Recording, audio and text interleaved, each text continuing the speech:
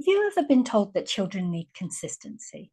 It's one of the most common pieces of parenting advice, and it makes sense because children need to know how the world works. They need things to be predictable so they can understand what's going on and what their place in the world is. But as a parent, let's be honest, keeping things consistent can feel impossible because what does it even mean anyway? Doing the same thing, exactly the same every single time, or always keeping calm no matter what, or never making mistakes? Well, actually, consistency doesn't have to mean perfection. Pushing ourselves to try and be perfectly consistent can often be the very thing that leads to burnout. Now, unfortunately, we do live in a culture that expects mums to override our own needs, to keep going no matter how tired or ill or overwhelmed we feel. And then when we inevitably reach our limits, society blames us for not taking care of ourselves. And I know I've done this myself, thinking I had to always show up the same way no matter how I felt inside. And it's exhausting. Maybe you've had one of those days too, where you're exhausted, but you still push through, or you feel ill, but you carry on anyway, or you're overwhelmed, but you tell yourself you have to keep being consistent. We think this is what good parenting looks like, but all too often it leads to resentment, shame, and burnout. And sometimes, especially if you're parenting by yourself, and I single parented for many years, it's not that there's somebody there to pick up the pieces for you, but still, true consistency isn't about ignoring yourself, even when you're the one holding all the pieces. It's about being real and repairing things with your children when things go off track. Now, not only do we often ignore our own needs, but we often do the same thing to our children without realizing it. Because kids have needs too, of course they do. When they're tired, ill, overwhelmed, upset, or scared, their behavior will show it. And you've seen this, I'm sure. They might act out, cry, shout, or melt down.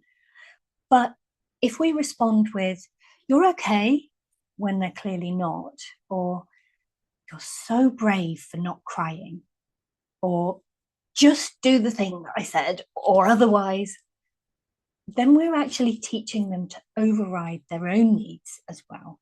And that can make them feel unsafe in their own bodies.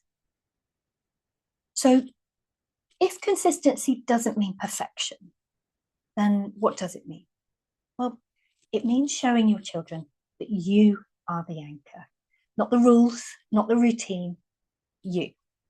And let me give an example to help you understand this a little better. So let's say you're at the park and your child wants to climb the really high climbing frame. Well, there might be times you are quite happy to say yes because you're feeling strong, alert, and ready to keep them safe. But there are other times where you don't want them to because you're tired or sore and you know that you don't have the capacity to catch them if something goes wrong. Now, even though the outcome, whether they climb on the climbing frame or not, might be different in each case, both answers are consistent if you explain your state. The first we're probably more familiar with. "Oh, I'm so sorry, sweetie. Today I just don't feel strong enough to make sure you stay safe." But equally important is when we explain to our children when we are capable and they learn that it depends on our ability to keep them safe. So recognizing, yeah, it feels good. So we can respond to them, "Oh, great idea. Today I feel strong enough to watch you and keep you safe. Let's see how you do." That is consistency, not rigid actions, but being honest about what you can handle.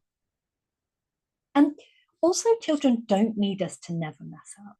They do, though, need to know that when things go wrong, and they will because this is life, we will always make the effort to put things right. And that's where true security comes from. Because if your child knows that no matter what happens, you will come back and repair and try again, they start to trust that the relationship itself is safe. And if you know that you have a simple, repeatable way of making things better, then it doesn't feel so scary when things go wrong. And repair done consistently is what creates the safety that so much of the stay consistent advice is trying to point us towards. And it's much more realistic and much more human. So you might say, oh, I'm sorry I was grumpy earlier. I've been really tired after the baby kept waking me up. I know I normally let you watch your program, but today the noise just really hurt my head. Hopefully I'll have a good night's sleep and we can do things like we normally do tomorrow. That's not failure.